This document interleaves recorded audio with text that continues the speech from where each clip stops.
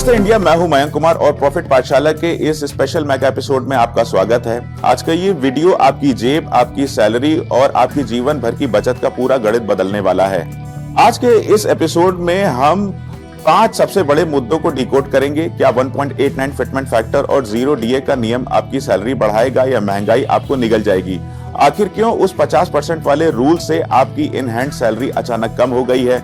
1961 का एक्ट खत्म होने के बाद अब नए नियम और नए फॉर्म्स आपके लिए क्या लाए हैं? कैलकुलेटर से समझेंगे कि 1.5 लाख यानी 1.5 लाख के निवेश से 15 साल में करोड़पति बनने का असली फॉर्मूला क्या है? अगर भीड़ या दंगे में आपकी कार जल जाए तो इंश्योरेंस कंपनी से 100% पैसा वापस कैसे मिलेगा? ये पांचों मुद्दे सीधे आपकी मेहनत की कमाई से जुड़े हैं। तो चलिए शुरू करते हैं आज की पहली खबर से। अपनी सैलरी स्लिप को गौर से देख लीजिए, क्योंकि बहुत जल्द ये सिर्फ एक रद्दी का टुकड़ा बनकर रह जाएगी। क्या आपको लगता है कि 8वां वेतन आयोग आते ही आपकी चांदी हो जाएगी? रुकिए, असली खतरा उस जीरो में छिपा है जो आपके बैंक बैलेंस को हिला सकता है। महंगाई भत्ता यानी DA 60% यानी 7% पार कर चुका है और ये आपके करियर का सबसे बड़ा टर्निंग पॉइंट साबित होने वाला है। हम उस पहेली को सुलझाएंगे जिसने लाखों केंद्रीय कर्मचारियों की नींद उड़ा रखी है। क्या फिटमेंट फैक्टर 1.89 होने वाला है? और सबसे बड़ा सवाल, क्या DA 0 पर रीसेट होकर आपकी जेब खाली कर देगा? इस सस्पेंस से पर्दा उठाएंगे आज के एपिसोड में। दिसंबर 2025 के इंडेक्स के मुताबिक DA 60% के स्तर पर पहुंच गया है। यह सिर्फ एक आंकड़ा नहीं है, बल्कि आपकी नई सैलरी का डेथ वारंट या लाइफलाइन हो सकता है। गणित समझिए, अगर DA 60% है तो आपकी बेसिक सैलरी का इंडेक्स 1.60 हो गया है। इसका मतलब यह है कि 8वें वेतन आयोग में 1.60 से कम फिटमेंट फैक्टर हो ही नहीं सकता, वरना आप महंगाई की रेस में पिछड़ जाएंगे। लेकिन असली सस्पेंस तो इसके ऊपर की रेंज में है। एक्सपर्ट्स कह रहे हैं कि फिटमेंट फैक्टर 1.80 से 1.89 के बीच जा सकता है। क्यों? क्योंकि आयोग लागू होने में जितनी देरी होगी, DA उतना बढ़ेगा और आपका फिटमेंट फैक्टर भी उसी जाल में फंसेगा। सोशल मीडिया पर 2.57 या 3.5 जैसे फिटमेंट फैक्टर की जो खबरें आप सुन रहे हैं, वो सिर्फ अफवाहें हो सकती हैं। कड़वा सच ये है कि 7वां वेतन आयोग एक अपवाद था। अगर हम 1.89 फिटमेंट फैक्टर को आधार माने तो लेवल 1 की बेसिक सैलरी 18,000 से उछलकर 34,000 तक पहुंच सकती है। वहीं लेवल 10 के लिए ये 1 लाख के पार जा सकती है, यानी 1 लाख रुपए के पार जा सकती है। सुनने में ये बड़ा उछाल लगता है, लेकिन याद रखिए ये 10 सालों के लिए फिक्स होने वाला है। अगर महंगाई की रफ्तार इससे तेज रही तो आपकी बढ़ी हुई सैलरी भी कम लगने लगेगी। अब आते हैं उस राज पर जिसे सुनकर कई कर्मचारी डर रहे हैं। जैसे ही नया वेतन आयोग लागू होगा, आपका मौजूदा DA बेसिक सैलरी में मर्ज कर दिया जाएगा और आपका नया DA 0 से शुरू होगा। ये पहले भी हुआ है, लेकिन इस बार डर इस बात का है कि क्या नया बेसिक पुराने DA के बोझ को संभाल पाएगा।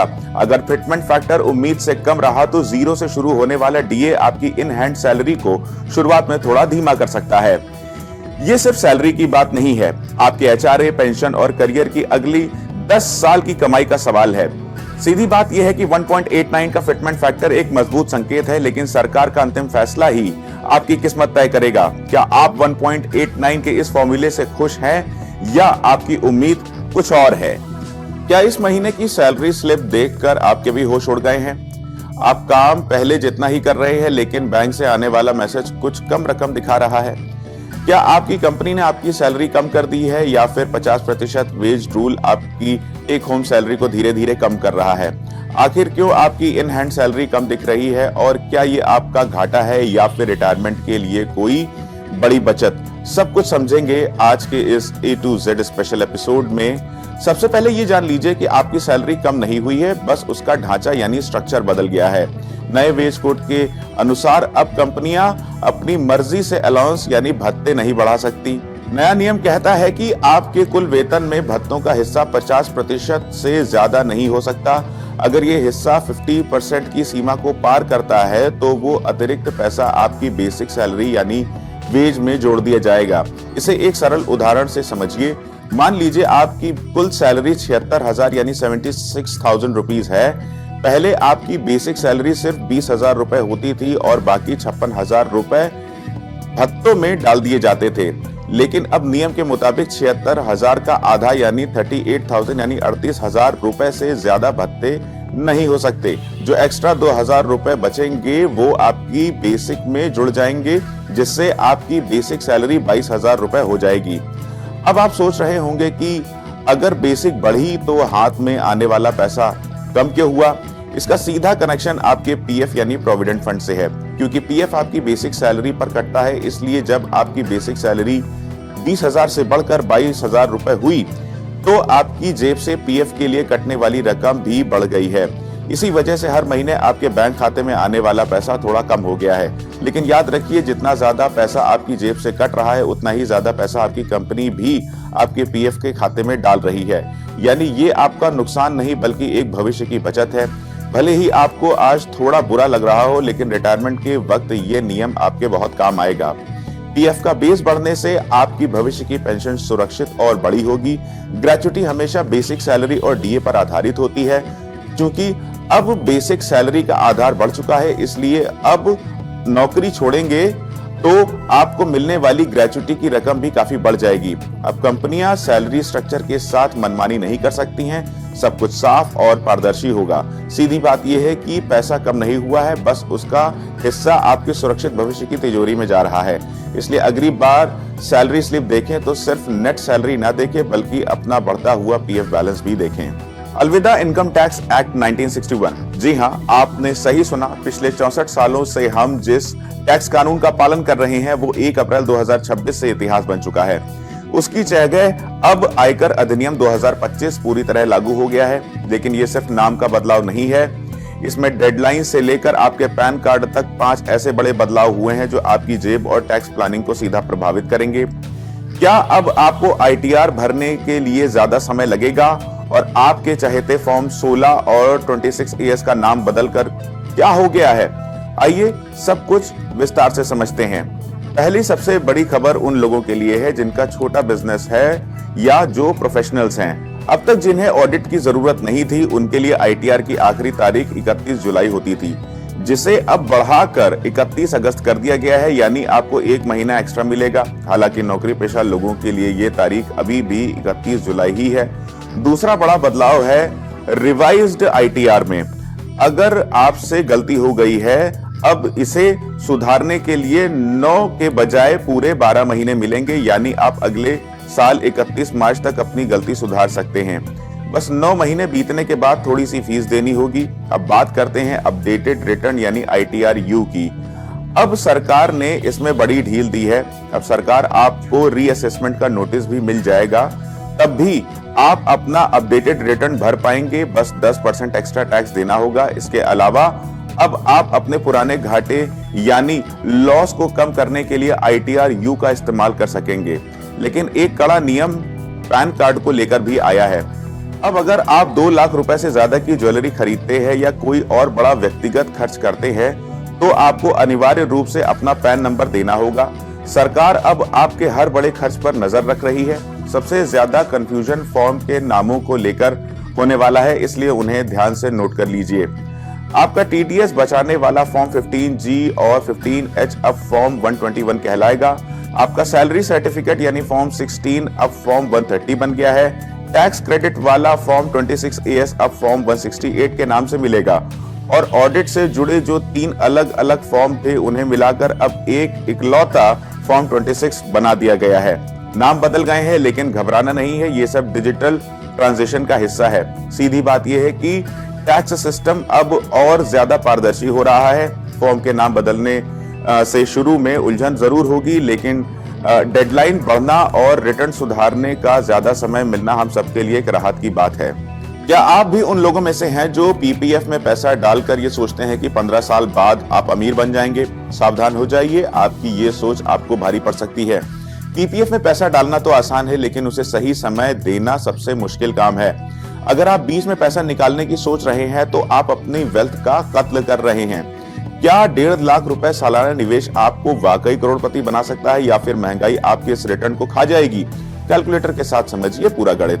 पीपीएफ को लोग लंबी दूरी की दौड़ कहते हैं और इस दौड़ के शुरुआती 5 साल सबसे ज्यादा उबाऊ होते हैं। कैलकुलेटर का गणित समझिए और देखिए, अगर आप साल के 1.5 लाख रुपए डालते हैं तो पहले साल आपको सिर्फ 10,650 रुपए का ब्याज मिलता है। 5 साल बीतने पर आपका निवेश 7.5 लाख होता है और फंड करीब 8.5 लाख के आसपास। यहीं पर ज्यादातर लोग हिम्मत हार जाते हैं और पैसा निकालने का रास्ता ढूंढने लगते हैं।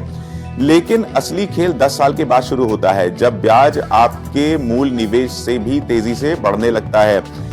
15 साल के अंत तक आपका कुल निवेश 22.5 लाख रुपए होता है और आपको मिलते हैं करीब 40 लाख रुपए।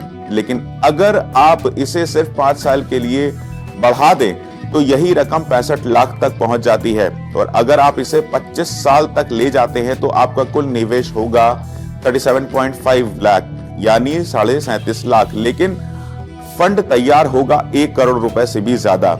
ये पावर ऑफ कंपाउंडिंग है, यानी जितना लंबा इंतजार उतना बड़ा इनाम। पीपीएफ में सिर्फ पैसा डालना काफी नहीं है, आपकी टाइमिंग और अनुशासन ही आपकी जीत तय करते हैं। अगर आप महीने की 5 तारीख के बाद पैसा जमा करते हैं तो आप उस महीने का ब्याज खो देते हैं।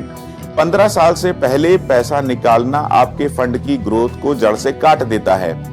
याद रखिए, ब्याज दरें हमेशा एक जैसी नहीं रहती। कभी ये 12% हुआ करती थी, आज 7.1% है। इसलिए रिटर्न का सटीक अनुमान लगाना जरूरी है। सीधी बात यह है कि पीपीएफ में निवेश करना अनुशासन का इम्तिहान है। जो 15 साल टिक गया वो लखपति बनेगा और जो 25 साल टिक गया वो करोड़पति। क्या आप में वो सब्र है?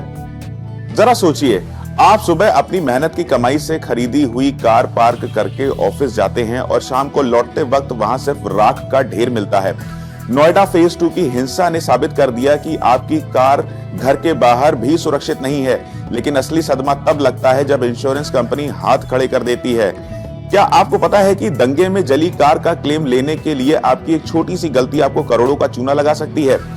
भीड़ आपकी कार जला दे तो क्या आपको फूटी कौड़ी मिलेगी या फिर आप पा सकते हैं 100% पैसा वापस? इस सस्पेंस को डिकोड करेंगे आज के इस खास एपिसोड में।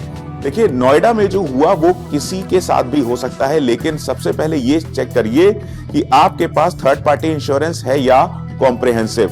अगर सिर्फ थर्ड पार्टी है तो भूल जाइए, कंपनी आपको 1 रुपया भी नहीं देगी। दंगे और आगजनी सिर्फ कॉम्प्रिहेंसिव कवर में होते हैं।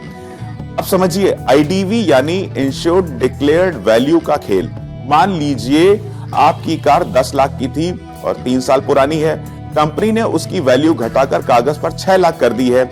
अगर कल दंगे में वो कार जल गई तो कंपनी आपको 10 लाख नहीं सिर्फ 6 लाख रुपए देगी, यानी बिना किसी गलती के आपका 4 लाख का सीधा नुकसान। क्या इस नुकसान से बचने का कोई तरीका है? जी हाँ, उसका नाम है आरटीआई। अगर आपकी पॉलिसी में आरटीआई एड ऑन है तो कंपनी कार की आज की कीमत नहीं देखेगी, वो आपको वही पैसा देती है जो आपके बिल यानी इनवॉइस पर लिखा था। इसमें रजिस्ट्रेशन और रोड टैक्स भी शामिल हो सकता है। मतलब 10 लाख की कार जली तो पूरे 10 लाख आपके खाते में। लेकिन याद रखिए, ये कवर आमतौर पर नई गाड़ियों यानी 3 से 5 साल पुरानी के लिए ही मिलता है। नोएडा जैसी स्थिति में भी अगर आपने ये 4 गलतियां की तो कंपनी क्लेम रिजेक्ट कर सकती है। अब ध्यान से सुनिएगा, जानबूझकर खतरा मोल लेना। अगर पुलिस ने मना किया और आप फिर भी गाड़ी लेकर भीड़ के बीच घुस गए तो क्लेम तो भूल जाइए। बिना पुलिस रिपोर्ट के दंगे का क्लेम पास नहीं होता। 24 से 48 घंटे के भीतर सूचना न देना भारी पड़ सकता है। बाहर से लगवाई गई सस्ती सीएनजी किट या वायरिंग आग का कारण बनी तो कंपनी एक भी पैसा नहीं देगी। सीधी बात यह है कि दंगा आपके हाथ में नहीं है, लेकिन सही इंश्योरेंस चुनना आपके हाथ में तो है। क्या आपकी पॉलिसी में आरटीआई एड ऑन है? अभी चेक कीजिएगा। तो दोस्तों, ये था सैलरी से लेकर टैक्स और इंश्योरेंस तक का पूरा A to Z अपडेट। सरकार के नियम और सिस्टम बहुत तेजी से बदल रहे हैं और समझदारी इसी में है कि हम समय रहते अपनी फाइनेंशियल प्लानिंग को अपडेट कर लें। आज के इन 5 बड़े बदलावों में से किस नियम ने आपको सबसे ज्यादा चौंकाया है? 8वें वेतन आयोग ने या फिर आपकी कटती हुई इनहैंड सैलरी ने? अपनी राय अगर आप ये वीडियो सोशल मीडिया पर देख रहे हैं तो कमेंट बॉक्स में जरूर दीजिए। अगर ये एपिसोड आपको काम का लगा हो तो इसे अपने दोस्तों और परिवार के साथ जरूर शेयर कीजिएगा। आप देख रहे हैं आज की खबर। मैं हूं मयंक कुमार। प्रॉफिट पाठशाला को सब्सक्राइब करना ना भूलें। मिलते हैं अगले एपिसोड में। नमस्कार।